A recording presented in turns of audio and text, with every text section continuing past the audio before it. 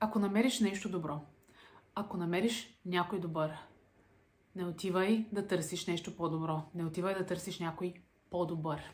Истината е, че растението расте, когато ти го поливаш. Истината е, че растението расте, когато полагаш грижи за него. Или както казват на английски, the plant grows where you water it. И това е самата истина.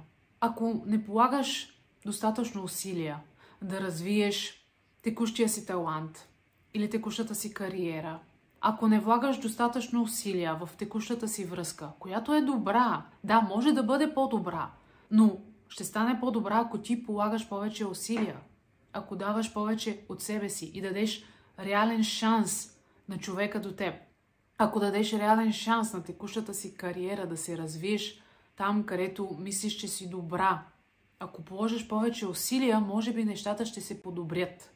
Вместо постоянно да развиваш нови таланти или нови умения, може би е добре да се фокусираш върху текущото си умение. Развий го.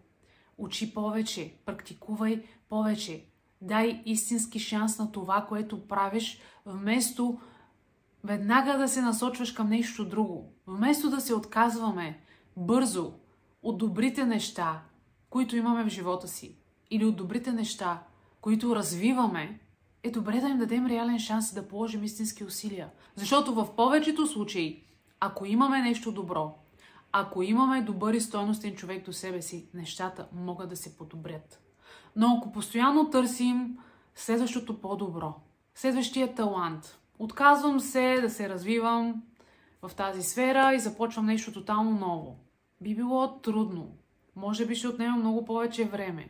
И може би това, което правиш сега, изисква малко повече усилия, за да стигне до нивото, което искаш. Може би връзката, в която си, изисква повече от твоето внимание. И тогава би се чувствала много по-щастлива. Може би, ако дадеш малко повече от себе си, нещата ще се променят. Може би текущата ти кариера е достатъчно добра, но просто ти не правиш достатъчно. И да, не винаги нещата се подобряват, когато даваме повече от себе си. Не винаги нещата се променят. Но поне ще знаеш, че си дала всичко от себе си to make things work.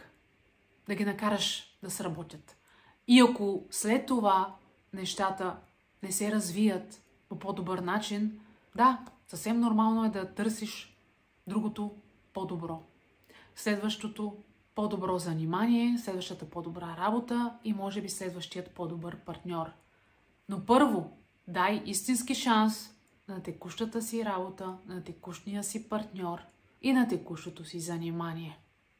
Благодаря ти, че отдели от времето си да изгледаш това видео днес. Надявам се, че ти е било полезно. Ако е така, абонирай се за канала и го сподели с някой, който също има нужда от това напомняне. До следващото видео. Чао!